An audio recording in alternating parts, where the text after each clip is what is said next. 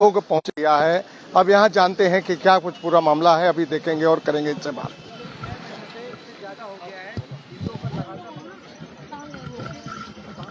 यहाँ अभी देखेंगे और जानेंगे कि क्या कुछ कहना चाहेंगे। जो मोदी जी हैं हम उनसे कहेंगे कि हस्तक्षेप करें और इस मुद्दे को ना अंतर्राष्ट्रीय स्तर पर उठाए, क्योंकि जो हमारे देश में 100 करोड़ से ज्यादा हिंदू है और एक छोटे से देश में अगर इस तरह का अत्याचार हो रहा है तो ये हमारे लिए बड़ी शर्मनाक वाली बात है। ऐसे समय में अगर हमारा जो भारत है अगर वो बांग्लादेश को किसी भी रूप में कॉपरेट ना करे और इस मुद्दे को अगर अंतर्राष्ट्रीय स्तर पर उठाए और बांग्लादेश को किसी भी मुद्दे पे, चाहे वो एशियान हो या जितने भी संगठन है, उनको बाइकआउट करना चाहिए, क्योंकि ये मानव जाति के लिए एक बहुत बड़ा कलंक है। इसलिए इसको तत्काल रोक लगाना चाहिए। और जो हमारे चिन्मयानंद है, जो हमारे धर्म गुरु हैं, उनको सलाखों पे पीछे डाला गया है, उनके ऊपर देशद्रोही का मुकदमा ठोका गया है। ये कहीं ना कहीं वहाँ पे तानाशाही चल रही है और ऐसा ही रहेगा। पूरा जो बांग्लादेश है, वहाँ के हिंदुओं पे जो अत्याचार और देवी देवताओं के मूर्तियों को तोड़ा जा रहा है, मंदिरों को तोड़ा जा रहा है, वहाँ की बहन बेटियों का अत्याचार हो रहा है, ये बहुत ही ज्यादा कहते नहीं दयनीय हो रहा है। इसके लिए हम घोर विरोध करते हैं और पूरा देश, आज भारत देश एकजुट है, इसके खिलाफ हम आवाज उठाएंगे। किशोर जी, जिस तरीके से सिर्फ सामने देख सकते हैं यहाँ पर और भी लोग, ये इन्होंने पुतला दहन किया था, जो कि अभी इसी व्यवस्था में पुतला दहन हुआ था। और यहाँ हमारे साथ में, अगर आपको बता दूं, यहाँ कुरैशी जी हैं, उनसे भी जानेंगे कि आप भी एक समाज से हो। इस समय सारे संगठन यहाँ सारे समाज जो है, जो भारत में रहते हैं, सब एकजुट है। बांग्लादेश के लोगों के लिए क्या कहना चाहेंगे जो अत्याचार कर रहे हैं, जो कट्टरपंथी हैं, वो लोग अपना रूप दिखा रहे हैं। किस तरह से जो महिलाओं के साथ रेप किया जा रहा है, उनको घरों से निकाला जा रहा है, संतों के साथ ऐसा किया जा रहा है। देखो, बहुत ज्यादा गलत है। और ये बांग्लादेश जिस तरीके से कर रहा है, आपको सोचना चाहिए। खाली बंगाली समाज के लोग जो है वहीं थोड़ी रह रहे हैं, पूरे हिंदुस्तान में भी रह रहे हैं भाई, और जगह भी रह रहे हैं। इनको शर्म आनी चाहिए। अरे भाई, हम लोग भी तो यहाँ सेफ है ना। सरकार चाहे किसी की बनी या किसी की गिरी, भाई अगर उनको सरकार गलत लग रही थी वो, तो सरकार गिर गई वहां पे। अब गिरने के बाद कम से कम स्थिति जो है बिल्कुल सुरक्षित रहना चाहिए ना। अरे भाई, किसी भी समाज के व्यक्ति को आप क्यों सता रहे हो? भाई हमारे हिंदुस्तान के अंदर सारे लोग बिल्कुल सेफ है, एकदम कोई दिक्कत नहीं है, टेंशन नहीं है। ऐसी सरकार को जो है तुरंत गिरना चाहिए। और पूरा अंतर्राष्ट्रीय मामला है ये, अंतर्राष्ट्रीय आवाज उठना चाहिए। हमारे यहाँ के जो प्रधानमंत्री है नरेंद्र मोदी जी को उसमें हस्तक्षेप करना चाहिए और इन लोगों के खिलाफ कार्रवाई करनी चाहिए। और बल्कि यहाँ की सेना भेजी जाए, जैसी इंदिरा गांधी जी ने भेजी थी, जब एक टाइम जब उसके टुकड़े करे थे, हिंदुस्तान से अलग करा था। आपको शर्म आनी चाहिए। आप कट्टरपंथ से देश नहीं चलता है, देश सबको मिला के चलता है। जब आप देश को मिला के ही नहीं चलोगे, लोगों को मारोगे। अरे आप ये सोचो, हम भी तो एक मुस्लिम समाज के हैं ना, हम तो यहाँ सेफ हैं, हमें तो कोई प्रॉब्लम नहीं है, हम हिंदुस्तान के अंदर रह रहे हैं।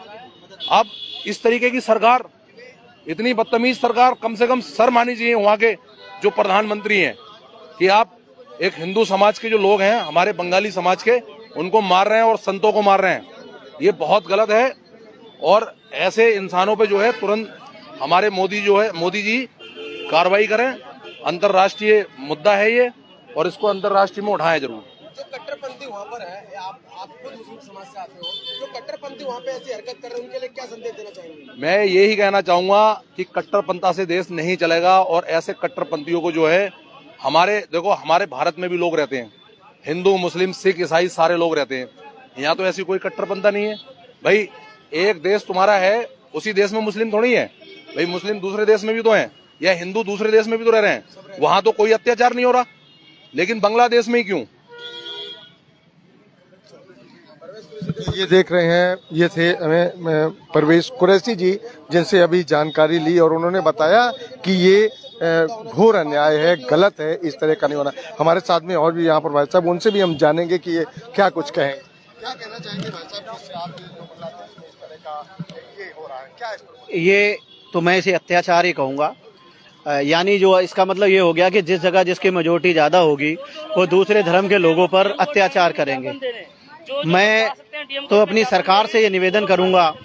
और मैं एक चीज़ यहाँ पहले ये कहना चाहूँगा, इसे हमारे जो देश के बांग्लादेश से विभाजित होकर जो लोग हमारे देश में आए थे, और उस समय मैं अभी सुनता हूँ कि वो कहते हैं इंदिरा गांधी ने हमारे साथ ये गलत किया, लेकिन आज कहीं ना कहीं वो इंदिरा गांधी के उस चीज को, इस फैसले को कितना अच्छा मानते होंगे। यदि ये लोग वहां होते तो इनके साथ भी आज जुल्म और अत्याचार हो रहे होते। इनको कोटि कोटि धन्यवाद मैं देना चाहूंगा इस समय इंदिरा गांधी जी को, जिन्होंने इनको विस्थापित करके यहाँ बसाया और इनको रोजी रोजगार दिया। और आज हमारे देश में बंगालियों का सम्मान बहुत आगे है और उनकी अपनी हमारे प्रदेश में अपनी एक अहम भूमिका है। जो लोग जातिवाद की बात करते हैं, हिंदू मुस्लिम की बात करते हैं, उन लोगों के लिए क्या कुछ आप कहना चाहेंगे कि उन लोगों को क्या सजा होनी चाहिए, उनके लिए क्या कानून बनना चाहिए जो जातिवाद विरोधी बात करते हैं? मैं तो कहता हूं जो जात पात की बात करते हैं, जो इस तरह के नैरेटिव सेट करते हैं, ऐसे लोगों के लिए सीधे उम्र कैद की सजा होनी चाहिए, कठोर दंड होने चाहिए, क्योंकि ये एक ऐसा नफरत का एक जहर होता है जो भाई को भाई से लड़ाने का काम करता है। इसके लिए हमारा देश, जिसे कौमी एकता का गुलदस्ता कहा जाता है, एक हमारा देश ही ऐसा है जैसा विभिन्न धर्मों के, विभिन्न जातियों के लोग जो हैं एक कौमी एकता के गुलदस्ते के रूप में रहते हैं। हमारे देश से सभी देशों को शिक्षा लेनी चाहिए। ये हुई ना बात कि ये उन्होंने कहा कि हमारा देश मतलब यहाँ एक कौमी गुलदस्ता कहा जाता है। ऐसे ही लोगों के साथ में ऐसी ही बात होना चाहिए, ताकि जो लोग गलत हैं, विरोधी हैं, उनके खिलाफ जरूर कार्रवाई होनी चाहिए। तो आप देख सकते हैं यहाँ पर जो आज लोगों का जमड़ा है, क्रोध है, आक्रोश है, इस आक्रोश में आज उन्होंने पुतला भी दहन किया है। बने रहिए स्वागत जिंदगी समाचार के साथ, मैं जे अहमद।